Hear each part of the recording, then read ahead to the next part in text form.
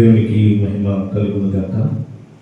ప్రభునందు ప్రియ సహోదరి సహోదరులారా, మరొకసారి మీకు నా హృదయపూర్వకమైన వందనాలు తెలియజేస్తూ దేవుని వాక్యం కొరకు గంటతో ఆహ్వానిస్తున్నాను. మీకు ఎలా కంఫర్ట్గా ఉంటే అలా చూస్తున్నాను. మీరు సిగ్గుపడుతూ మాట్లాడదు, మీకు ఎక్కడ కంఫర్ట్ ఉంటే అక్కడ చూసుకోండి. కానీ మాకు మాత్రం డిస్టర్బ్ లేకుండా చూసుకున్నారు. రైట్ పిల్లగా ఈరోజు ఒక ప్రత్యేకమైన శ్రేష్టమైనటువంటి ఒక ఈ దినానికి మనకు పెట్టినటువంటి ఈ పేరు పునరుద్ధాన పండుగ అని మనం పిలుచుకుంటున్నాం. యేసుక్రీస్తు ప్రభువు ఆయన మరి ఈ భూలోకంలో మానవునిగా పుట్టి ఆయన మానవునిగా 33.5 సంవత్సరాలు ఈ భూలోకంలో ఆయన జీవించారు.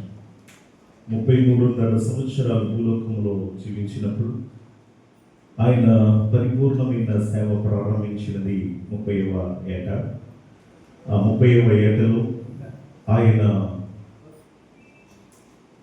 బాప్తిస్మము తీసుకొని ఎవరు దయచేసి ఎవరు మాట్లాడద్దు అని చెప్తున్నాను. పదే ప్లీజ్ కీప్ సైలెన్స్. అసలు చాలా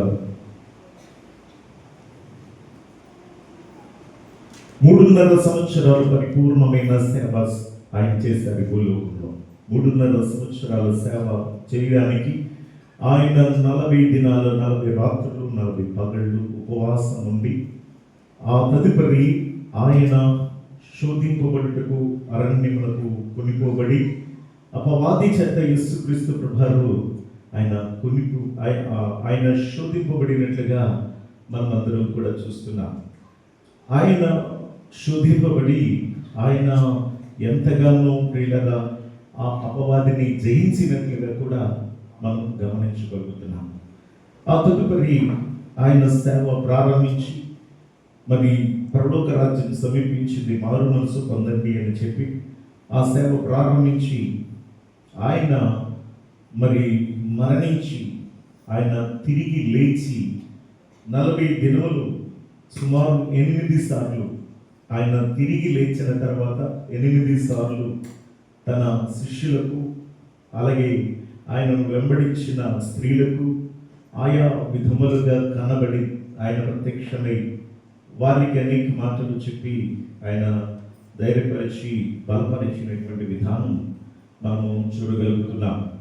యేసుక్రీస్తు ప్రభువు ఆయన మరి ఆయన చేసిన త్యాగాన్ని మనం జ్ఞాపకం చేసుకుంటూ 40 రోజులు కూడా మనం ఉపవాస ప్రార్థనలు ఏర్పాటు చేసుకున్నాం. ఈ 40 దినాల ఉపవాస ప్రార్థనలలో మనము చక్కగా సమాజముగా కూడుకున్నాము. మనమందరము కూడా దేవుని యొక్క సన్నిధిలో అందరూ సహవాసంగా కూడుకొని చక్కగా ప్రార్థన చేసుకున్నాము. అలాగే పాటలు పాడుకున్నాము. దేవుని యొక్క వాక్యాన్ని ప్రత్యేకంగా రోజుకి ఒక అంశం చొప్పున ప్రతి అంశమును కూడా మనం విన్నాము. దేవుని వాక్యం ద్వారా మనం ఆత్మలో చాలా వరకు మనం బలపడి ఉన్నామని నేను నమ్ముతూ ఉన్నాను. పిల్లరా, మరి 40 దినములు మనకి పూర్తి మాత్రమే కాకుండా పరిశుద్ధ వారము మనము ఈ 7 దినాలు కూడా మనం మరలా చెప్పుకుంటే 47 దినాలు దేవుని పాద సన్నిధిలో మానకుండా బ్రేక్ లేకుండా దేవుని పాద సన్నిధిలో స్తుతించుకున్నాం. కాబట్టి దేవుడు ప్రతి దినము ఆయన తన వాక్కు చేత మనతో మాట్లాడినారు. పిల్లరా, మరి నిన్నటి దినాన్న సైలెంట్ సాటర్డే అని అది కూడా వదిలిపెట్టకుండా నిన్న కూడా అందరూ కూడుకొని ఆరాధన చేశాం. యేసుక్రీస్తు ప్రభువుని మరి శుక్రవారం రోజు ఆయనను ఆ యొక్క ప్రధాన యాజకులు ఆ యొక్క రోమా సామ్రాజ్యానికి అప్పగించేశారు. అంటే పిలాతుకి అప్పగించి సిలువ వేయమని ఆ పిలాతుకి అప్పగించినప్పుడు ఆ పిలాతు పిల్లరా ఏమీ చేయలేక విడిపించడానికి ట్రై చేశాడు, కానీ ఏమీ చేయలేక యేసుక్రీస్తు ప్రభువారిని అతడు వాళ్ళకే అప్పచెప్పేశాడు ఆయన సిలువ వేయడానికి. వారు చాలా చిత్రహింసలు చేశారు. యేసు ప్రభువారిని సిలువ వేసి మరి ఈ సైనికులు అలాగే ఆ ప్రధాన యాజకులు, పరిసయ్యులు, శాస్త్రులు, సద్దుకయ్యులు అనే వీళ్ళందరూ ఏకమై యేసుక్రీస్తు ప్రభువారిని చాలా చిత్రహింసలు చేసి సిలువ వేశారు. తర్వాత విశ్రాంతి దినం అంటే శనివారం. ఆ విశ్రాంతి దినములకు ముందు దినము మరలా సిద్ధపరిచే దినముగా వస్తుంది కనుక, సిద్ధపరిచే సమయం వస్తుంది కనుక వాళ్ళు ఇశ్రాయేలీయులు యూదులైనటువంటి వారు విశ్రాంతి దినం సమీపిస్తే ఏ పని చేయకూడదు కాబట్టి అరిమతయి యోసేపు గబగబా ఈ పిలాతు గారి దగ్గరికి వెళ్ళి యేసు ప్రభువారి శరీరం బాడీని నాకు ఇవ్వండి అని పర్మిషన్ అడిగి తీసుకొని ఈ అరిమతయి అని ఈ యోసేపు ఇతడు చాలా సంపన్నుడు, సజ్జనుడు, మంచి నీతిమంతుడు, మంచి పేరు కలిగినటువంటి వాడు. అతడు సన్హెడ్రిడ్ సభలో ఒక మంచి మెంబర్షిప్ ఉన్నటువంటి వాడు, పలుకుబడి కలిగినటువంటి వాడు. అలాంటి వ్యక్తిగా ఆ యొక్క పిలాతు దగ్గరికి వెళ్ళి పర్మిషన్ తీసుకొని వచ్చి యేసు ప్రభువారి యొక్క ఆ బాడీని ఆయన తన కోసం చేసుకున్న తొలచిన సమాధిలో పెట్టాడు. అలాగన పెట్టి తర్వాత అతనితో పాటు మరి నికోదేము అనేటటువంటి వ్యక్తి కూడా వచ్చి సుమారు 150 సేర్ల ఎత్తు ఆ యొక్క బోళను కానీ తీసుకొచ్చి అలాగే సన్నని నారబట్టలతో ఆయన బాడీని చుట్టి ఆ సుగంధ ద్రవ్యములకు పూసి ఆయనను తొలచిన సమాధిలో పెట్టుట జరిగింది. కాబట్టి అది మరలా తిరిగి ఈ ప్రధాన యాజకులు, ఈ పరిసయ్యులు వీళ్ళు వెళ్ళి ఒకవేళ ఆయన శిష్యులు ఈ బాడీని తీసుకెళ్ళిపోతారేమో, తీసుకెళ్ళిపోయి ఆయన తిరిగి లేచాడని అబద్ధం ఆడతారు. ఇలాగని లేనిపోయినటువంటి మాటలు వాళ్ళు ఏం చేశారంటే పిలాతు దగ్గరికి వెళ్ళి మాకు ఆ యొక్క అక్కడ ఒక సీల్ వేసేయాలి, అక్కడ భద్రత ఏర్పాటు చేయాలి అని చెప్తే మీరే చేసుకోండి అంటే అప్పుడు సైనికులు తీసుకుని వెళ్ళి ఒక రాయిని అక్కడ ఎవరు లోపలికి ప్రవేశించకుండా వెళ్ళి బాడీని తీసుకెళ్ళిపోకుండా పెద్ద రాయిని అక్కడ అడ్డంగా పెట్టడం, దానికి బొండాలు బిగించడం, తర్వాత ఎవరు కూడా దాన్ని తీయకుండా ఒక సీల్ వేయడం, అవన్నీ జరిగాయి. అవన్నీ చేసి పిల్లరా అక్కడ బంట్రోతులైనటువంటి వారిని సైనికులను కూడా కాపలా పెట్టారు. అక్కడ ఎవరు కూడా తీసుకుని వెళ్ళిపోకుండా. కానీ అక్కడ ఒక అద్భుతమైనటువంటి కార్యం జరిగింది. ఏమిటి ఆ అద్భుతం? ఆదివారమున తెల్లవారుచుండగా పిల్లరా ఇంకా తెల్లవారక ముందే యేసుక్రీస్తు ప్రభువారు తాను చెప్పినట్టుగానే ఆ సమాధిని జయించి పిల్లరా యేసుక్రీస్తు ప్రభువారు తిరిగి సమాధిని జయించి ఆయన లేచినారు. యేసుక్రీస్తు ప్రభువారు ఆయన మరణము చేయించి ఆయన తిరిగి లేచినారు. అయితే ఈ బంధాలు వేసేసి బొండాలు బిగించారు. అలాగనే యేసుక్రీస్తు ప్రభువారు మీ ఎవరు తీసుకొని వెళ్ళిపోకుండా ఆ యొక్క ఆ రాయిని అడ్డంగా పెట్టారు, సీల్ వేశారు. అది ఎవరు కూడా పిల్లరా లోనికి ప్రవేశింపలేనంత ఒక కట్టుదిట్టమైనటువంటి ఏర్పాట్లు చేస్తే యేసుక్రీస్తు ప్రభువారి యొక్క శక్తి ముందు అవి ఏమీ కూడా పని చేయలేదు. యేసుక్రీస్తు ప్రభువారి శక్తి ముందు ఏది కూడా అక్కడ పని చేయలేదు. అక్కడ అద్భుతమైన కార్యం జరిగి ఆ యొక్క బొండాలు, ఆ సంఖ్యలు, ఆ బంధాలు అన్నీ దేనికవే పటాపంచలై తెగిపోయి పిల్లరా ఆ అడ్డుగా ఉన్నటువంటి రాయి దొర్లించబడింది. అది సైనికులైనటువంటి వారు చేయలేని కార్యాన్ని దేవుని యొక్క దూతలు ఆ సమయంలో యేసయ్య కోసం చేశారు.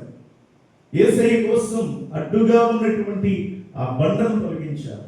యేసయ్య కోసం ఆ సంఖ్యలను వాళ్ళు తెంపివేశారు. యేసయ్య కోసం ఈ దూతలు ప్రియులారా ఆ సీల్ని పీకి పడవేశారు దేవుని దూతలు. ఇది చూస్తూ ఉన్నటువంటి సైనికుల్లో అక్కడ శతాధిపతి ప్రియులారా అక్కడ దేవుణ్ణి స్తుతిస్తున్నాడు. గమనించండి ప్రియ దేవుని బిడ్డలారా, ఈ సమయంలో యేసుక్రీస్తు ప్రభువు యొక్క పునరుద్ధానం ఒక చరిత్ర. యేసయ్య పునరుద్ధానం అది ఒక చరిత్ర. ఎందుకంటే ప్రతి ఒక్క లోకంలో ఉన్నటువంటి ఘనులు ఉన్నారు, గొప్పవాళ్ళు ఉన్నారు, ప్రఖ్యాత కలిగినటువంటి మహా గొప్ప గొప్ప రాజులు ఉన్నారు. అయితే పిల్లరా, దేవుళ్ళు అనబడేవాళ్ళు ఉన్నారు, దేవతలు అనబడేవాళ్ళు ఉన్నారు. కానీ వాళ్ళెవరూ కూడా పిల్లరా, వారి సమాధులు నేటికి కూడా అవి అలాగే ఉన్నాయి. మనుష్యులు వెళ్ళి ఆ సమాధులను దర్శించుకొని ఆ సమాధుల్లో ఎవరైతే ఈ ఘనులు ఉన్నారో వారికి దండాలు పెట్టుకొని వస్తూ ఉన్నారు. కానీ పిల్లరా, ఒక్క యేసయ్య సమాధి మాత్రమే ఖాళీ సమాధి. దేవునికి మహిమ కలుగును గాక. ఒక్క యేసయ్య సమాధి మాత్రమే అది ఖాళీ సమాధి. చరిత్ర ఇది. చరిత్రలో పిల్లరా ఒక అద్భుతమైనటువంటి ఘట్టం ఇది. దేవుని ప్రణాళికతోనే యేసుక్రీస్తు ప్రభువు ఈ లోకంలోనికి రావాల్సి వచ్చింది. ఆయన చేయాలనుకున్నటువంటి ఆ యొక్క ఆ ప్రణాళిక ప్రకారంగా ఆయన చేయాల్సిన ప్రాణత్యాగం చేశారు. అలాగే ప్రియులారా, ఆయన చెప్పినట్లుగానే ఆయన తిరిగి 3వ దినాన లేచినారు. కనుక ఈ పునరుద్ధానం ఏంటి అంటే ఇది ఒక చరిత్ర. ఇది ఒక చరిత్రను తిరిగి రాసినటువంటిది. అయితే గమనించండి ప్రియ దేవుని బిడ్డలారా, మరి నాకు తెలిసిన, అంటే నేను ఇంకా చిన్న పిల్లవాడిగానే ఉన్నప్పుడు మాకు బంధువు నాకు చిన్నానవుతాడు. ఆయన చాలా గొప్ప వ్యక్తి. శృంగవృక్షం అంటారు భీమవరం దగ్గర. అక్కడ ప్రియబాబు అని అంటే తెలియని వాళ్ళు అక్కడే కాదు, ఆంధ్రప్రదేశ్లో చాలా చోట్ల మరి ఆ పెద్దవాళ్ళందరికీ ప్రియబాబు అంటే చాలు, చాలా పెద్ద పేరు. ఆయన దగ్గరికి వెళ్తే అద్భుత కార్యాలు జరిగాయట. ఆయన చాలా పిల్లలు లేని వారు కూడా ఆయన ఇచ్చేటటువంటి ఒక ఆకు రసం ఇస్తే అది త్రాగి వాళ్ళందరూ కూడా అద్భుతాలు జరిగినాయి అన్నమాట. దేవుడు చూపించిన ఆకు ఒకటి. ఆ ఆకుని దాని రసాన్ని ఇచ్చి అలాగా అందరూ మొత్తం ఒక శనివారం వస్తే అక్కడికి బస్సులు కూడా వేసేవారట. అలా ఉండేది శృంగవృక్షములు ప్రియబాబు గారు అంటే. అలాంటి ఆ వ్యక్తి ఈ ఫాలోయింగ్ చూసి, అందరూ చూస్తే అతన్ని అభిమానించడం చూసి, ప్రేమించడం చూసి, అతని భక్తిని చూసి అప్పుడు ఏమనుకున్నాడంటే అతను ఒకటే చెప్పాడట, నేను చనిపోతాను, చనిపోయిన తర్వాత మరలా 3వ రోజు నేను లేస్తాను, చనిపోయి మరలా నేను 3వ రోజు లెగిస్తాను, మీరు నా సమాధిని భద్రం చేసి జాగ్రత్తగా పెట్టండి అని చెప్పాడట. ప్రియులారా, మరి ఆ వ్యక్తి అలాగే సరే, ఇంత గొప్ప భక్తుడు, ఇంత గొప్ప దైవజనుడు, ఈయన చాలా అద్భుతాలు ఈయన ద్వారా జరిగాయి కాబట్టి నిజంగా దేవుని యొక్క ఆత్మతో ఇతను మాట్లాడుతున్నట్టున్నాడు, ఇతను తిరిగి లేస్తాడు అనుకుని అందరూ నమ్మి ఏం చేశారంటే అతని సమాధిని అలాగే భద్రం చేసి ఉంచారు. చేస్తే మొదటి రోజు అయిపోయింది, 2వ రోజు అయిపోయింది, 3వ రోజు అయిపోయింది. ఆయన లేస్తారని వచ్చి చూస్తున్నారు కానీ ఆయన లేగడం లేదు. ఆయన లేగడం లేదు సరి కదా. ఆయన యొక్క శరీరము ఆ యొక్క డీకంపోజ్ అయిపోయి ఆయన శరీరము స్మెల్ రావడం మొదలుపెట్టింది. ఆ మనుషులు తట్టుకోలేక, ఇదేంటి ఆయన లేస్తానన్నాడు, ఇంత గొప్ప భక్తుడు, నేను లేస్తానన్నాడు, ఇప్పుడు అతను తిరిగి లేవలేదు. మనుష్యులు ప్రియులారా, అందరూ కూడా మనుష్యులము కాబట్టి మరణిస్తే తిరిగి ఈ భూలోకంలో లేవరు. ఎవరు కూడా, రాజులైనా ఘనులైనా గొప్పవారైనా వారి సమాధులు నీటికి ఉన్నాయి.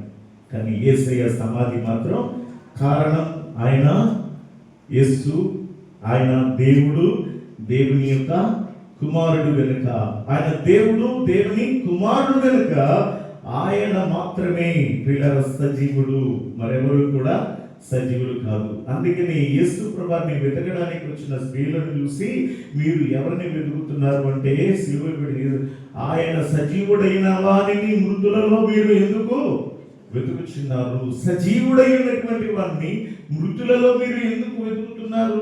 అవును ప్రియులారా, మన దేవుడు ఎలాంటి దేవుడు చెప్పండి? ఆయన ఎవరండి? సజీవుడైన దేవుడు. మృతుల దేవుడు కాదు, మృతులలో ఉండే దేవుడు కాదు, సజీవుడైన నా దేవుడు మన యేసుక్రీస్తు ప్రభువారు. ఎగ్జాంపుల్గా మనం చెప్పుకోవచ్చు, యేసుక్రీస్తు ప్రభువారు ఈ భూలోకంలో ఆయన వచ్చాడు. కానీ ఎవరి ద్వారా వచ్చారు? శరీర సంబంధంగా ఆయనకి ఒక పాత్రను దేవుడు ఎంచుకున్నాడు. ఏ పాత్ర అంటే మరియమ్మను, పరిశుద్ధురాలైన మరియమ్మను దేవుడు ఎన్నుకున్నాడు. మరి ఆ మరియమ్మ ఇప్పుడు కాదు, మొన్నటి వరకు ఒక డినామినేషన్ వాళ్ళు మాత్రం బాగా పూజ చేసేవారు. ఇప్పటికీ కూడా క్రైస్తవులు చాలా మంది యేసయ్య లాంటి గొప్ప దేవునికి జన్మనిచ్చింది కాబట్టి ఆమె కూడా దేవత అని నమ్మేవాళ్ళు ఉన్నారు. ఆమె కూడా ఒక దేవత. అందుకే వెళ్ళి ఏం చేస్తారంట, అమ్మా మీ కుమారునికి కొంచెం చెప్పమ్మా, మీ కుమారుడైన యేసయ్యకి మా కష్టాలు మా బాధలు నువ్వు కొంచెం చెప్పమ్మా, నువ్వు చెప్తే వింటాడమ్మా అని చెప్పి ఏం చేస్తారంటే ఇప్పటికీ కూడా కొంతమంది ఆవిడ దగ్గరికి వెళ్ళి చెప్తారు. నిజమే, పరిశుద్ధమైన స్త్రీయే, ఆమె భక్తి కలిగిన స్త్రీయే, దేవునికి లోబడినదే, యేసయ్య కోసం చాలా నిందలు అవమానాలు కష్టాలు భరించిందే. కానీ ఆమె ఎవరు? మనిషి. తల్లిదండ్రి ద్వారా ప్రియులారా ఆమె పుట్టినది కనుక ఆమె పరిశుద్ధురాలైనా కూడా ఆమె మనిషి. కానీ ప్రియులారా యేసుక్రీస్తు ప్రభువారు ఒక్క కన్య మరియ గర్భము ద్వారా జన్మించారు. ఆయన పరిశుద్ధుడు, కానీ ఆయన దేవుడు, దేవుని కుమారుడు. కాబట్టి ఆమె చనిపోయింది, యేసయ్య కూడా చనిపోయారు. ఎవరు తిరిగి లేచారు? ఆమె తిరిగి లేచిందా? ఆమె తిరిగి లేచిందా? చెప్పండి. మరి దేవుడైతే తిరిగి లేవాలి కదా. ఆమె మనిషి కాబట్టి. కాకపోతే పరిశుద్ధురాలు యేసయ్యకు జన్మనివ్వడానికి తన పాత్రను తన ముందుకు వచ్చింది కాబట్టి ఆమెను మనం ఇష్టపడచ్చు. ఆమెను మనం ఒక ఆదర్శంగా తీసుకొచ్చాము. కానీ ఆమెను మాత్రం పూజించకూడదు, ఆమెకు మనము మొక్కకూడదు, యేసయ్యను తప్ప. కాబట్టి ప్రియారా, యేసయ్య సజీవుడైనటువంటి దేవుడు, ఆయన మరణమును చేయించినటువంటి వాడు. అయితే మనము ఈ యొక్క పునరుద్ధానము ద్వారా, యేసయ్య పునరుద్ధానము ద్వారా మనము ఏమి నేర్చుకోవాలి? మనకేమి నేర్పిస్తుంది ఈ పునరుద్ధానం అంటే? ప్రియులారా, ఇది మనకు నిరీక్షణ. ఈ పునరుద్ధానము నిరీక్షణను మనకి కలుగ చేస్తుంది. ఏంటి ఈ నిరీక్షణ? ఏమిటి ఈ నిరీక్షణ అంటే ప్రియులారా, యేసుక్రీస్తు ప్రభువారు ఏ విధముగా అయితే ఆయన మరణమును జయించి ఆయన తిరిగి మూడవ దినాన లేచినాడో, ఆయన బిడలమైనటువంటి మనలను కూడా ఆయన ఏం చేస్తాడట? ఆయన మనలను కూడా, యేసు ప్రభు ఎలాగైతే సమాధి నుంచి తిరిగి లేచాడో మనం కూడా అలాగే సమాధి నుండి ఆయన మనల్ని లేవనెత్తుతాడు అనేటటువంటిది ఒక గొప్ప నిరీక్షణ మనకుంది. వాక్యం చదువుదాం ఒకసారి. పేతురు గారు రాసిన మొదటి పత్రిక 1వ అధ్యాయము 3-4 వచనాలు. 4వ వచనం చదువుదాం. పేతురు గారు రాసిన మొదటి పత్రిక 1వ అధ్యాయము 4వ వచనం చదవండి.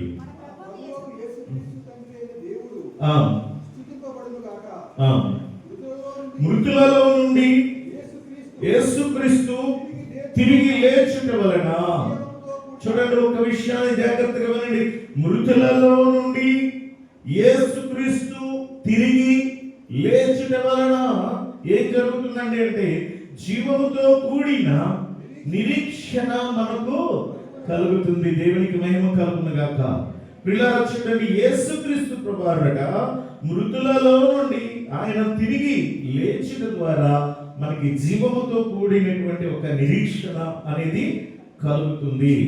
అది ఏం చేస్తుంది మనల్ని అంటే చూడండి, కలుగునట్లు అక్షయమైనది, నిర్మలమైనది, వాడబారని దీనైన స్వాస్థ్యము మనకు కలుగునట్లు ఆయన తన విశేష కనికరము చొప్పున మనలను మరలా జన్మింప చేసెను. ప్రియ దేవుని బిడ్డలారా, ఆయన తిరిగి లేచుట వలన మనకి ఏం నేర్పిస్తుంది అంటే మనకు ఒక నిరీక్షణనిస్తుంది. ఆయన పునరుత్థానం మనకి ఒక నిరీక్షణ ఇస్తుంది. ఈ నిరీక్షణ ఎలాంటిదంటే జీవముతో కూడిన నిరీక్షణ. ఎలాంటిదండి? నిర్జీవ నిరీక్షణ కాదు. ఈ నిరీక్షణ ఎలాంటిది అంటే జీవముతో కూడిన ఒక గొప్ప నిరీక్షణ అనేది మనకి కలుగజేస్తుంది. యేసయ్య ఆయన మరి తిరిగి లేవకపోతే అందరి యొక్క పరిస్థితి ఏంటి అంటే ఆయన ఎలాగైతే చనిపోయి పాతి పెట్టబడి ఆయన ఒకవేళ ఆ భూమి మీదే ఉంటే గనక, ఆయన శరీరము సమాధిలో కుళ్ళిపోయి ఉంటే గనక అప్పుడు అందరికీ కూడా ఏం కలుగుతుంది? అందరికీ నమ్మకం కలుగుతుందా? అందరికీ నమ్మకం కలుగుతుందా? అప్పుడు కూడా మనం ఏం చేస్తాం తెలుసా? అన్యజనుల వలె మనం కూడా ఏమండి ఈ శరీరంతో పని ఏముందండి, కాల్చేయండి అంటాం కదా. కాల్చేయండి పర్వాలేదు, బూడిది చేసేయండి పర్వాలేదు అని చెప్పి బూడిది చేయించేస్తాం.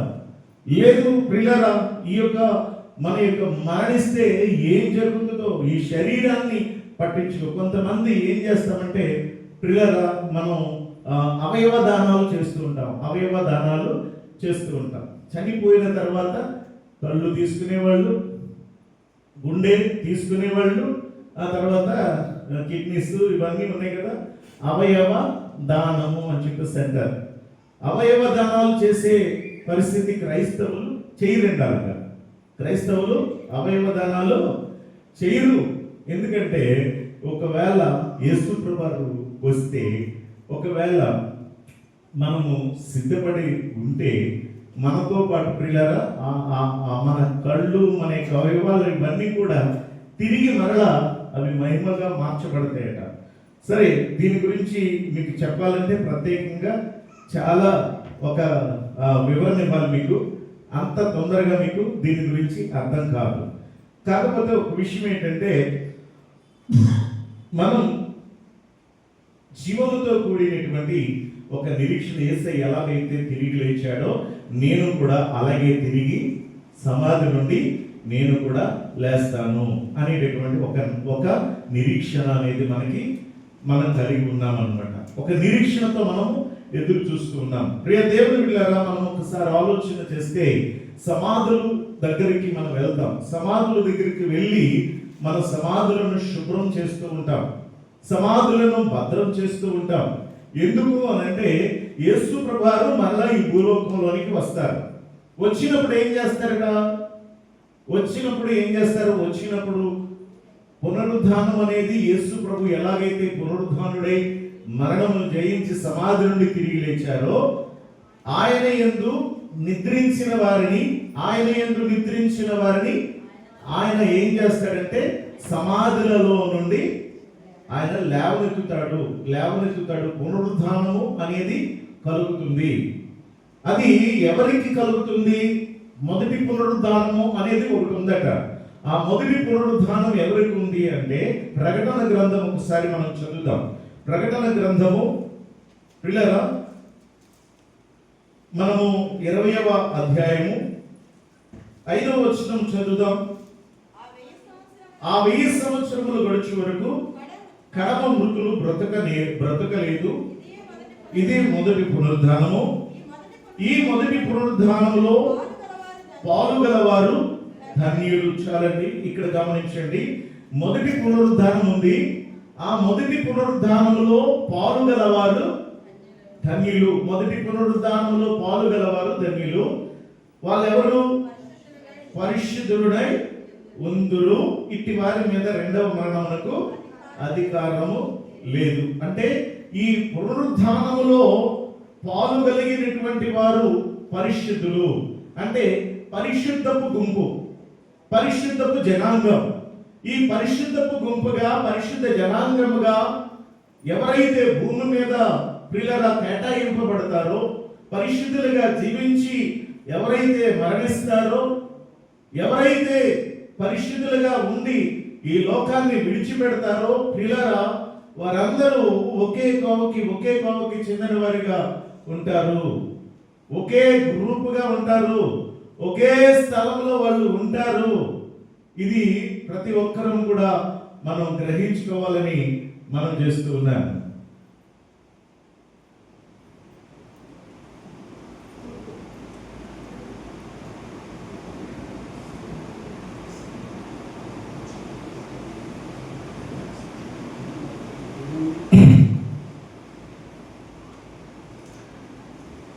ప్రియులారా, మొదటి పునరుద్ధానం గుంపులు ఎవరుంటారు చెప్పండి?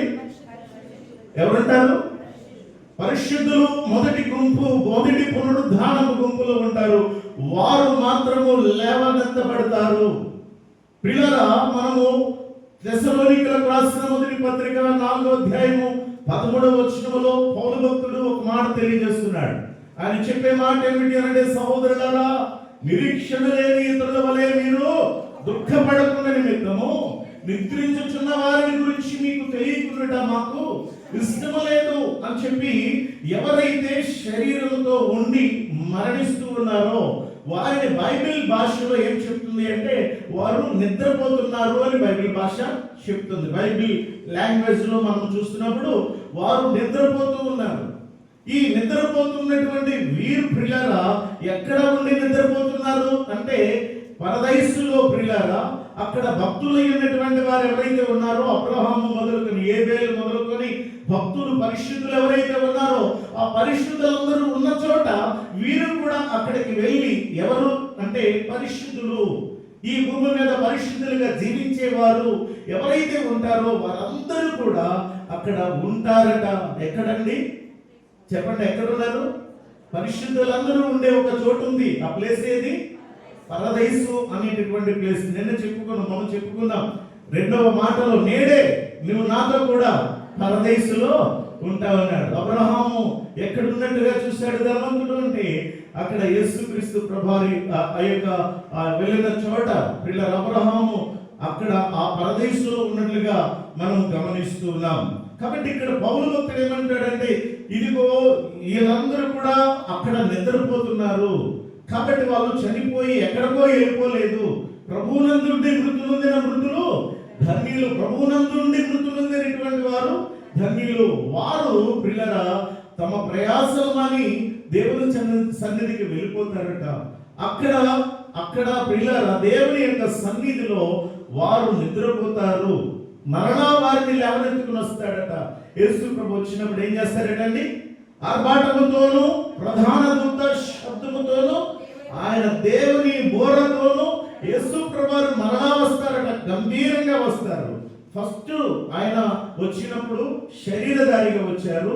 అప్పుడు దీనుడై ఆయన వచ్చాడు. ఆయన దరిద్రునిగా జన్మించాడు. కానీ 2వ రాకడలో అలా ఆయన ఎలా వస్తారు? గంభీరంగా వస్తాడట. ప్రధాన దూత శబ్దముతో బోరతో వస్తాడట. అప్పుడు వరకు ఎవరైతే బ్రతికి ఉంటారో, అప్పటి వరకు లెక్క చేయకుండా ఉన్న వాళ్ళు ఎవరైతే ఉంటారో, ఆయన నిర్లక్ష్యం కలిగి ఎవరైతే ఉంటారో, పట్టింపు లేని వాళ్ళగా ఉంటారో, అలాంటి వారు ఆ దృశ్యాన్ని చూస్తున్నప్పుడు, ఆ గంభీర ధ్వనులను చూస్తున్నప్పుడు, ఆయన రాకడను గమనిస్తున్నప్పుడు రొమ్ము కొట్టుకొని ఏడుస్తారట.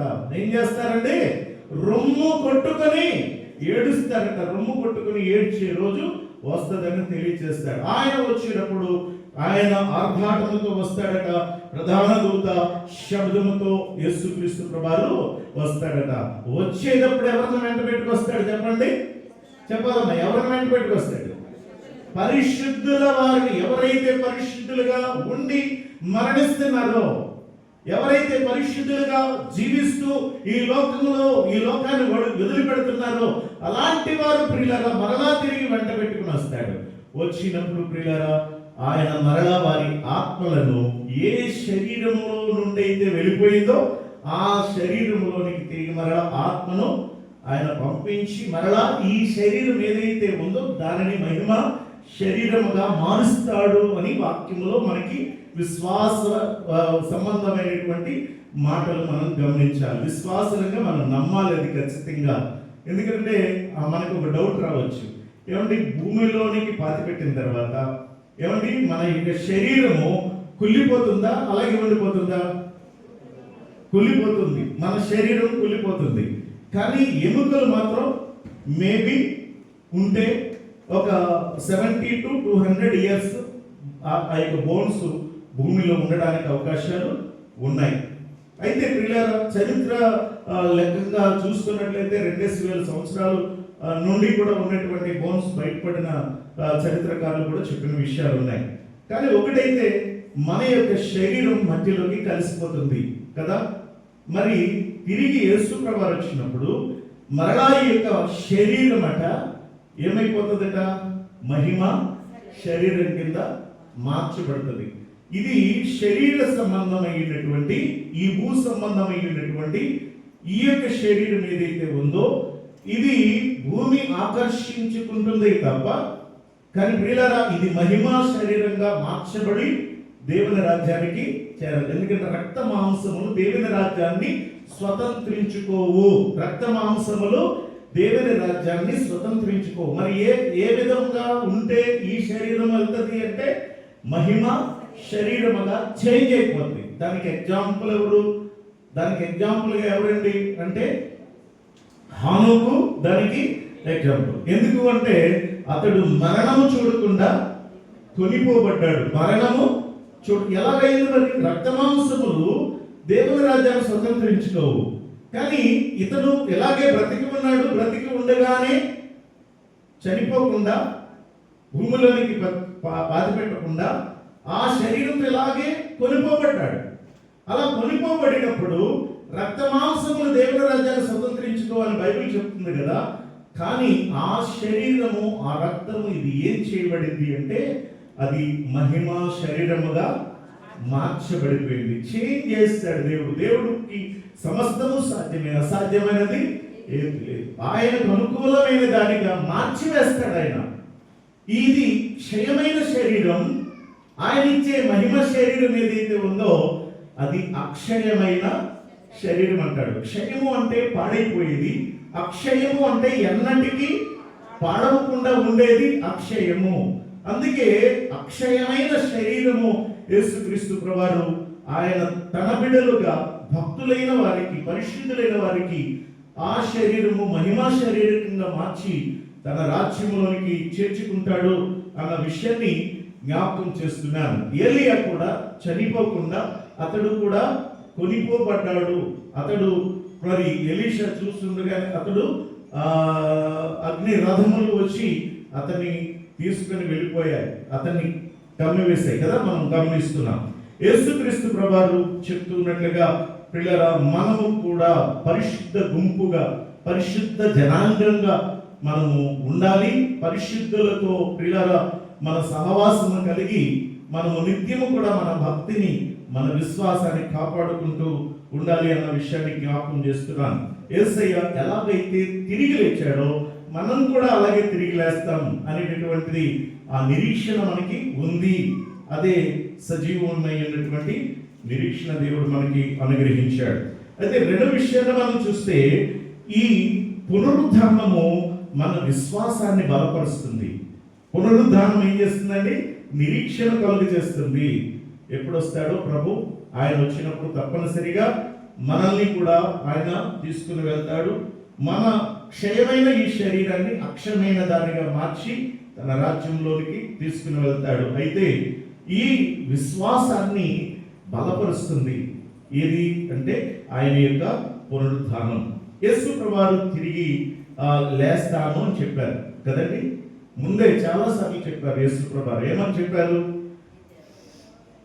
నేను 3వ దినాన్న, ఇక్కడ ఒక విషయాన్ని గమనించాలి. 3 రోజులు అన్నాడా ఆయన? 3వ దినము అన్నాడా? అంటే రోజులు అని అంటే హవర్స్ లెక్కేసుకోవచ్చు. డేస్ అంటే హవర్స్ లెక్కేసుకోవచ్చు. ఒక రోజుకి 24 గంటలు లెక్క పెట్టుకుంటే ఆయన శుక్రవారం చనిపోతే ఆదివారం తిరిగి లేస్తే ఎన్ని గంటలు లెక్కేసుకుంటే డిఫరెన్స్ వస్తుంది కదా. అందుకే చాలా మంది కన్ఫ్యూజ్ అయ్యి దీని గురించి, అదేంటంటే ఇది లెక్క సరిపోలేదు కదా, 24 గంటలు ఇంటూ 3 వేసుకుంటే అలాగని చెప్తే ఆదివారం నాడికి ఎలాగైందండి. కానీ మూడవ దినము. మూడవ దినం అంటే ఈవెన్ ఒక్క సెకండ్ ఒక ముందు ఉండిపోయినా సరే అర్ధరాత్రి 11:59 అని ఉందనుకోండి, అది శుక్రవారంతోనే లెక్క వస్తుంది. ఆ సెకండ్ దాటిపోయింది అనుకోండి, మళ్ళా శనివారం లెక్క వస్తుంది. అంటే మనకేంటంటే ఆ రోజు ఏ టైం అయినా సరే ఆ రోజు లెక్క వస్తుందా, లేకపోతే అక్కడి నుంచి మళ్ళీ వేరే లెక్క వస్తుందా? పొద్దున్న అర్ధరాత్రి 12 గంటలు మొదలుకొని మరలా సాయంత్రము ప్రియులరా మరలా రాత్రి 11:59 అక్కడ వరకు కూడా ఏ టైం అయినా సరే ఆ రోజే వస్తుంది శుక్రవారం లెక్క. అలాగే శనివారం, అలాగే ఆదివారం. అంటే 24 గంటలు గడిచిపోయిన తర్వాత లెక్కేయడమే కాదు ఇది. కాబట్టి ప్రతిదీ క్లారిటీ ఉండాలనేది మీకు నేను జ్ఞాపకం చేస్తున్నాను. ఏం చెప్పారండి ఆయన?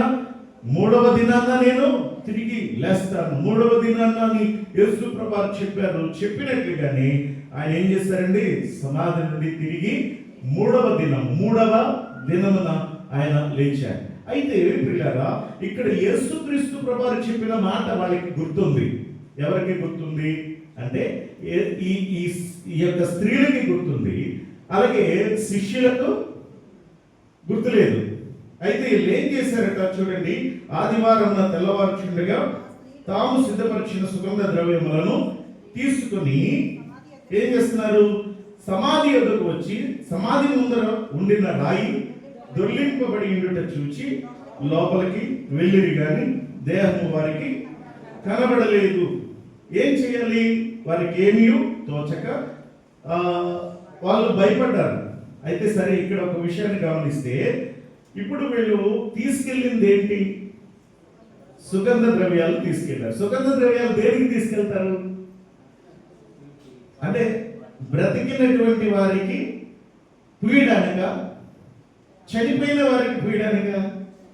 సుగంధ ద్రవ్యములను తీసుకుని వెళ్ళింది దేనికి అంటే, మనము అంటే యేసయ్య చెప్పిన మాట వాళ్ళకి గుర్తుంది, కానీ ఆయన తిరిగి లేచాడు అనేటటువంటి పరిపూర్ణమైన విశ్వాసం వాళ్ళకి లేదు. ఇంకా ఆయన బాడీ ఉంది అనే అనుకుంటున్నారు. ఆయన ప్రియులారా గమనిస్తున్నట్లయితే వారి క్రియలో కనబడుతుంది.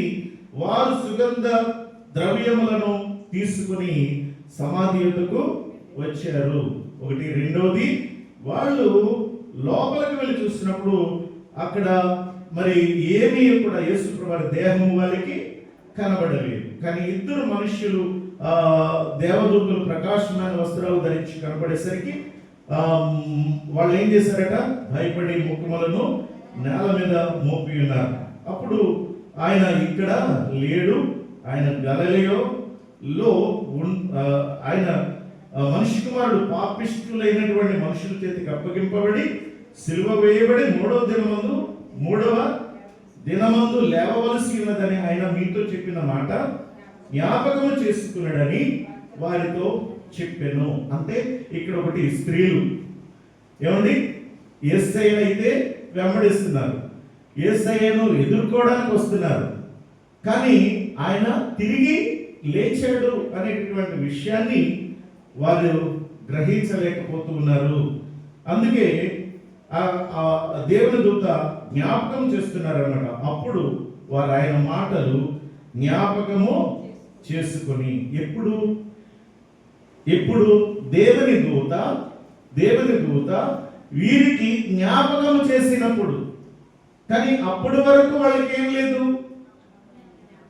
జ్ఞాపకము. అంటే వాళ్ళు మర్చిపోయారు.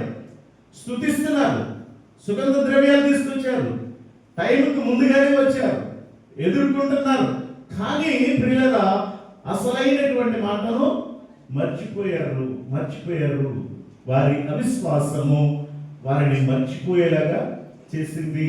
వారి అవిశ్వాసము అంతా బాగానే ఉంది, కానీ మర్చిపోయారు. గుర్తు చేస్తేనే కానీ వాళ్ళకి గుర్తు రాలేదు. తర్వాత మరలా ఇంకా కొన్ని విషయాలు మనం గమనిస్తే, యేసుక్రీస్తు ప్రభువు ప్రత్యక్షమయ్యారు, వాళ్ళతో మాట్లాడారు.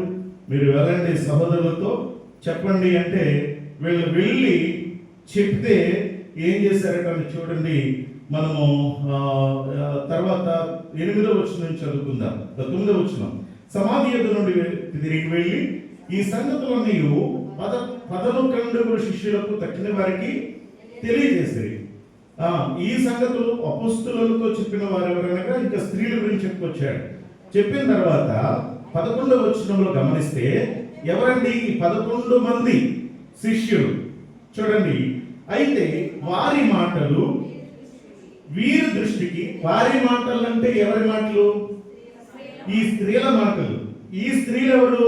అక్కడ రాసుకొచ్చాడు, చదవద్దు. అయితే ఆ స్త్రీలు వాళ్ళు కూడా మర్చిపోయారు. అక్కడ దేవదూతలు గుర్తు చేశారు. గుర్తు చేసినటువంటి విషయాన్ని అప్పుడు జ్ఞాపకం చేసుకొని మరలా తిరిగి వచ్చి ఈ గొప్ప సంగతిని ఎవరికి చెప్తున్నారు అంటే 11 మంది శిష్యులకు చెప్తున్నారు. 11 మంది శిష్యులు చెప్పిన తర్వాత అయినా సరే నమ్మాలి కదా. అర్థమవుతుందా మీకు? చెప్పినా కన్నా సరే నమ్మాలి కదా. నమ్మడం మానేసి చెప్పే వాళ్ళని కూడా ఎలా చూస్తున్నారు అంటే వెర్రి వారిలాగా చూస్తున్నారు. వారి మాటలు ఎలా అనిపించాయి అంటే వారికి వెర్రి మాటలుగా, వీరి దృష్టికి వెర్రి మాటలుగా కనబడేను గనుక వీరు వారి మాటలు నమ్మలేదు. వాళ్ళేమో స్త్రీలు మర్చిపోయారు, సుగంధ ద్రవ్యాలు తీసుకొచ్చారు. దేనికంటే ఇంకా బాడీకి పూయాలని. అంతేగాని ఆయన తిరిగి లేస్తాడు అనే ఉద్దేశంతో తిరిగి లేచిన వారికి సుగంధ ద్రవ్యాలతో పని లేదు. ఒక బాడీకి మాత్రమే అవసరం సుగంధ ద్రవ్యాలు. అయితే ఇక్కడ గమనిస్తున్నాం, వాళ్ళేమో మర్చిపోయారు, వీళ్ళేమో మర్చిపోయారు. సరిగదా, వీళ్ళు ఏం చేస్తున్నారంటే వీళ్ళు వారి మాటలు వెర్రి మాటల్లాగా తీసుకున్నారు. అందుకే వారు నమ్మలేదు. అయితే పేతురు మాత్రం దురుకువాడు కదా, చెప్పాను కదా, గబ్బ పరిగెత్తుకొచ్చి ఏం చేశాడు? అవునా కదా డౌట్ క్లియర్ చేసుకుందాం అనుకున్నాడు. డౌట్ వాళ్ళు చెప్పిన మాట వెర్రి మాటలా నిజమా తెలుసుకుందామని చెప్పి గబ్బ పరిగెత్తుకొచ్చి సమాధి దగ్గర వంగి చూడగా నారబట్టలు మాత్రం విడిగా కనబడెను.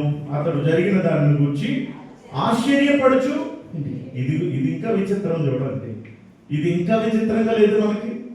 ఆశ్చర్యపడుతూ వెళ్ళాడట. ఎంత దౌర్భాగ్యమైన స్థితి! ఎవరండి వీళ్ళు? స్త్రీలేమో యేసయ్యను వెంబడించిన వారు, యేసయ్యకి ఎంతో పరిచర్య చేసినటువంటి వారు, ఆయన మరణం వరకు, ఆ చివరి వరకు ఆయన దగ్గర ఉన్నటువంటి వారు. అలాంటి ఆ స్త్రీలేమో మర్చిపోయారు. ప్రియులారా, యేసు ప్రభువారు వారికి అభయం ఇచ్చి, ధైర్యం ఇచ్చి, వరాలిచ్చి, ఆయన మనుషులను బట్టి జాలరులుగా ఏర్పాటు చేసుకొని ఆయన నియమించుకుంటే ఈ శిష్యులైనటువంటి వారు మర్చిపోయి, ప్రియులారా, వీరు కూడా నమ్మని ఒక మందమతులుగా జీవిస్తున్నారు. అది అక్కడ పక్కన పెడదాం. ఇది 2వ సంఘటన. 3వ సంఘటన ఏంటంటే ఇద్దరు శిష్యులు యెరూషలేము, ప్రియులారా, వాళ్ళు ఎమ్మాయి అనే ఒక గ్రామానికి వెళ్తున్నారు. ఎక్కడి నుంచి అంటే యెరూషలేము నుండి ఎమ్మాయి అనే గ్రామానికి సుమారుగా 12 కిలోమీటర్లు ఉంటుంది. యెరూషలేము నుండి ఎమ్మాయి అనే గ్రామానికి 12 కిలోమీటర్లు దగ్గరగా ఉంటుంది. ఈ 12 కిలోమీటర్లలో నడుచుకుంటూ వెళ్తూ వీళ్ళు సంభాషణ చేసుకుంటూ వెళ్తున్నారు.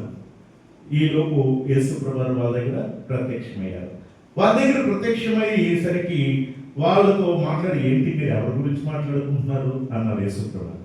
అంటే మీరు ఎంత అల్లకొల్లం అయిపోయింది, మొత్తం అంతా లోకమంతటికి తెలిసిపోయింది, ఇంత జరిగినా కూడా నీ ఒక్కడికే తెలియదా అంటే నాకేం తెలియదులే బాబు. అప్పుడు ఇలా జరిగిందని ఆయన పట్ల జరిగినటువంటి సంఘటనలన్నీ కూడా చెప్తుంటే యేసుక్రీస్తు ప్రభువారు మాట చాలా కఠినమైనటువంటి మాట మాట్లాడారు. చూడండి 25 వచనం 24వ అధ్యాయంలో, అందుకైన అవివేకులారా, ప్రవక్తలు చెప్పిన మాటలన్నిటినీ నమ్మని మందమతులారా. ఎంత దారుణమైన విషయం చూడండి. ఎలాంటి వారటండి వీళ్ళు? ఎలాంటి వారటండి? ప్రవక్తలు చెప్పిన మాటలు నమ్మని మందమతులారా అని చెప్తున్నారు. అవన్నీ కూడా నెరవేరినా కూడా, కళ్ళారా చూసినా కూడా ఈ చివరి క్షణంలో మరి మర్చిపోయినటువంటి వారు. అయితే ఆయన చెప్పాకన్నా మారాలి కదండి. ఆయన చెప్పాకన్నా కూడా మారాలి. ఈయన ఎంత పక్కాగా చెప్తున్నాడంటే ఈయనెవరు అని ఒక్కసారి ఆలోచించాలి కదా. అప్పటికి కూడా వాళ్ళు ఆలోచించలేదు. సరే, వాళ్ళ ఊరు వచ్చేసింది. యేసుప్రభు వెళ్ళిపోతుంటే ఆయనతో పాటు ఉండమని చెప్పి యేసుప్రభుని అడిగారు. బలవంతం చేశారట. బలవంతం చేస్తే సరే అని యేసుప్రభు వాళ్ళతో ఉన్న తర్వాత ఆయన వారితో కూడా భోజనానికి కూర్చున్నప్పుడు ఏం చేశారంటే ఒక రొట్టెను తీసుకొని ఆయన కృతజ్ఞతాస్తుతులు చెల్లించి విడిచి దాన్ని వారికి పంచి పెట్టగా వారి కన్నులు తెరవబడ్డాయి. అప్పటి వరకు ఏం చేయబడ్డాయంటే కన్నులు మూయబడుట ద్వారా ఏం చేయలేదు వాళ్ళు. కన్నులు మూయబడుట ద్వారా వారితో నడిచినటువంటి యేసయ్యను గుర్తించలేకపోయారు. అంటే వారి ఆలోచన అంతా కూడా చనిపోయిన యేసులోనే ఉన్నారు. వారి మనసంతా కూడా ఎవరి మీద ఉందంటే చనిపోయిన యేసు మీదే ఉంది. కానీ యేసయ్య తిరిగి లేస్తానని చెప్పిన యేసయ్యను మాత్రం వాళ్ళు గుర్తుపట్టలేకపోతున్నారంటే వారి కన్నులు మూయబడుట ద్వారా. అందుకే గ్రహించలేకుండా వారు చూడలేకపోతున్నారు. కన్నులుండి చూడని వారు, చెవులుండి వినని వారు, నోరుండి మాట్లాడని మూర్ఖత్వం కలిగినటువంటి వారు. అయితే ఆయన గుర్తుపెట్టారు. అంతలో ఆయన ఏమైపోయారట? అదృశ్యుడయ్యారు. తర్వాత మరొక సంఘటన మనం చూస్తాం. వీళ్ళు యేసుక్రీస్తు ప్రభువారు ఈ శిష్యులందరిలో ఒక తోమ అనేవాడు మాత్రం ఆ టైంలో లేడట. వీళ్ళు చెప్పుకుంటున్నారు, మేము చూసాము ఇలాగంట అని చెప్పేసి అంటే నేను నమ్మను, నేను ఆయన గాయాలలో వేలు పెట్టి చూస్తేనే కానీ నేను నమ్మనంటాడు. నేను ఆయన గాయాలలో వేలు చూస్తే నమ్మను అనగానే ఈలోపు యేసు ప్రభువారు అక్కడ ప్రత్యక్షమై చూచి నమ్మిన వాని కంటే చూడకుండా నమ్మిన వాడే ధన్యుడు అని చెప్పి అతన్ని రా చూసుకో, కావాలంటే ఇదిగో ఈ గాయాలు చూడు, కావాలంటే వేలు పెట్టి చూడు అని చెప్పి యేసు ప్రభువారు ఇతన్ని పిలుస్తున్నారు తోమాను.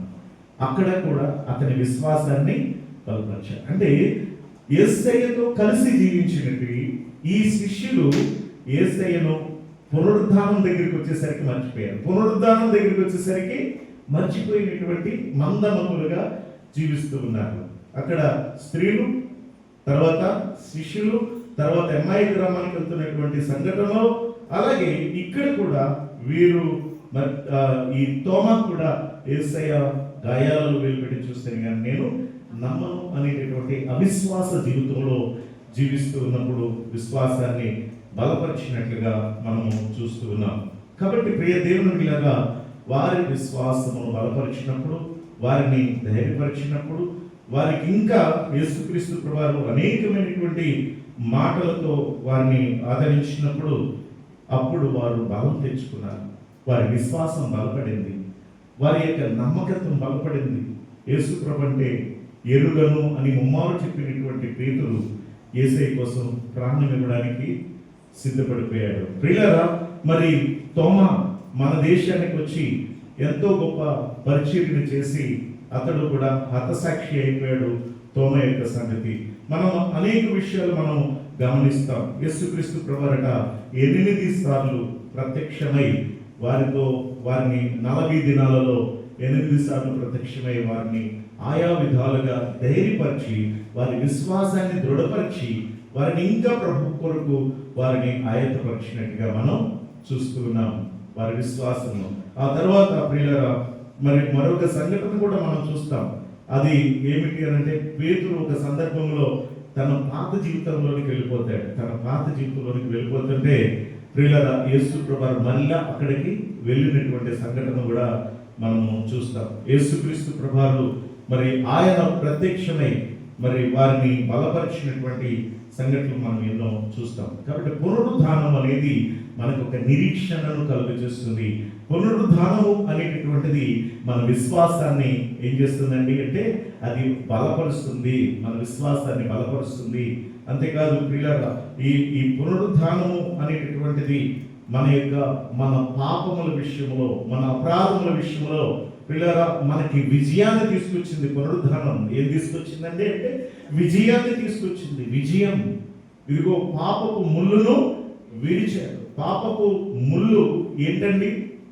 పాపపు ముళ్ళు ఏంటి? పాపము వలన వచ్చే జీతము మరణం. ముళ్ళు ఎంత ప్రమాదకరంగా ఉంటుందో పాపము వలన వచ్చే జీతం అనే మరణం కూడా అంత ప్రమాదకరమైనది. కానీ ఆ పాపపు ముళ్ళును మరణమును విడిచివేశాడు ఆయన. అందుకని మనకి ప్రియులారా యేసుక్రీస్తు ప్రభువారు ఆయన పునరుద్ధానుడు ద్వారా మనకు ఒక గొప్ప విజయాన్ని ఇచ్చినాడు. అందుకని 15వ అధ్యాయం కొరింథీయులకు రాసిన మొదటి పత్రికలో మనం చూస్తాం. కొరింథీయులకు రాసిన మొదటి పత్రిక 15వ అధ్యాయం 55వ వచనం నుండి మనం చదువుకున్నట్లయితే 54 నుంచి, ఈ క్షయమైనది అక్షయతను ధరించుకున్నప్పుడు, ఈ మర్త్యమైనది అమర్త్యతను ధరించుకున్నప్పుడు విజయమందు మరణము మింగివేయబడెను. విజయమందు మరణము మింగివేయబడెను. విజయము అందు, ఏ విజయమందు అంటే ఈ పాపము మనల్ని ఏలుతుంది. పాపము వలన వచ్చు జీతం మరణము అనే రెండవ మరణము అనే గంధకములతో మండుచున్న గుండము ఏదైతే ఉందో ఆ రెండవ మరణము మనల్ని ఏలుతుంది పాపము వలన. అందుకు ఏం చేశాడట? ఆయన పాపమునకు ప్రాయశ్చిత్తంగా ఆయన బలియాగమౌట ద్వారా, ఆయన ప్రాణత్యాగం చేయడం ద్వారా, అంతేకాదు తిరిగి మరలా పునరుద్ధానుడై తిరిగి లేచిన ద్వారా ఆయన పాపపు ముళ్ళును విరిచాడు. అందుకనే అంటాడు, ఓ మరణమా నీ విజయము ఎక్కడా? యేసయ్య చనిపోక ముందు, యేసయ్య తిరిగి లేవక ముందు వరకు కూడా పాపము యొక్క విజయము ఎక్కడుందండి? పాపము యొక్క విజయం ఎక్కడుంది? మరణము దగ్గరే ఉంది. మరణము యొక్క ముళ్ళు ఎక్కడుందండి? పాపమే. అయితే ఓ మరణమా నీ విజయము ఎక్కడ? మరణమా నీ విజయం ఎక్కడ? ఓ మరణమా నీ ముళ్ళు ఎక్కడ? మరణపు ముళ్ళు పాపము. పాపమునకున్న బలము ధర్మశాస్త్రమే. అయినను మన ప్రభువైన యేసుక్రీస్తు మూలముగా మనకు జయము అనుగ్రహించుచున్న దేవునికి స్తోత్రము కలుగును గాక. యేసయ్య మరణించి తిరిగి లేచాడు ద్వారా, ఒక మరణిస్తే సరిపోలేదు, ఆయన మరణించి తిరిగి మరలా మరణమును జయించి ఆయన సమాధిని జయించి తిరిగి లేచడం ద్వారా ఆ మరణపు ముళ్ళును ఏం చేశారట? విరిచివేశారు. ఆ మరణం యొక్క జయాన్ని వాడగొట్టి యేసుక్రీస్తు ప్రభువారు మనకి విజయాన్ని ఇచ్చారు. అపవాదికి సిగ్గును దేవునికి మహిమయను కలుగునట్లుగా మనకి విజయాన్ని ఇచ్చారు. ఇప్పుడు మనం కూడా యేసయ్య ఏం కోరుతున్నాడంటే, ఈ పునరుద్ధానం ద్వారా యేసయ్య కోరేది ఏంటంటే, నేను ఎలాగైతే జయించానో మీరు కూడా అలా జయించండి. నేను ఎలాగైతే జయించానో మీరు కూడా అలా జయించండి. పాపము మనల్ని ఏలుతుంది కదా, ఆ ఏలుతుండగా దాని ముళ్ళు మరణము. దానిని విరవాలి అంటే పాపమును వీడి పరిశుద్ధులంగా జీవించి పరిశుద్ధ జనాంగముగా ఏర్పడి దేవునికి ఇష్టమైనటువంటి జీవితాన్ని జీవిస్తూ దేవునికి సాక్షిగా ఉండాలని ఈ వాక్యం ద్వారా మీ అందరికీ మనం చేస్తూ ఈ మాటలు ముగిస్తున్నాం. ప్రార్థన చేసుకుందాం. వినిన మాటలు జ్ఞాపకం చేసుకుని ప్రార్థించుదాం. పరిశుద్ధులైన దేవా, మహిమగల ప్రభా, నీకు వందనాలు. ఇంతవరకు ప్రేమించి ఈ మధురమైన అవకాశం ఇచ్చారు, చూపిస్తున్నాం దేవా. ఏమిచ్చినా మీ రుణం తీర్చుకోలేము. నా దేవా, నువ్వు గొప్ప దేవుడునైనా మా కొరకు మరణించావు, తిరిగి 3వ రోజు లేచావు తండ్రి. మా ప్రభా పాపపు ముళ్ళు నైనా మరణం, తిరుగు తండ్రి, ఆ మరణమును ప్రభా మా మీద అధికారం లేకుండా చేసేసావు నాయన. పాపం ఏదైతే ఉందో అది మా నుండి తొలగించి ఆ మరణపు ముళ్ళును విరిచేసావు నాయన. మాకు విజయాన్ని ఇచ్చావు నాయన. నీ మరణము ద్వారా, నీ పునరుద్ధానము ద్వారా మాకు విజయాన్ని ఇచ్చావు నాయన. ఇప్పుడు మమ్మల్ని జయించుకుంటున్నావు నాయన. తిరుగు తండ్రి, నిన్ను చూస్తూ నాయన నీ శ్రమలలో మేము పాలివారమని తండ్రి సమస్తాన్ని జయిస్తూ మేము ముందుకు సాగటకు సహాయం చేయండి. మమ్మల్ని బలపరచండి, స్థిరపరచండి. ఈ వాక్యం అందరిలో ఫలింపచి మన అత్యధిక మేలుతో ప్రతి ఒక్కరిని నీకు నడిపించున్నాను. యేసయ్య పరిశుద్ధ నామమున వేడుకుంటున్నాను పరమ తండ్రి. ఆమేన్. ఆమేన్.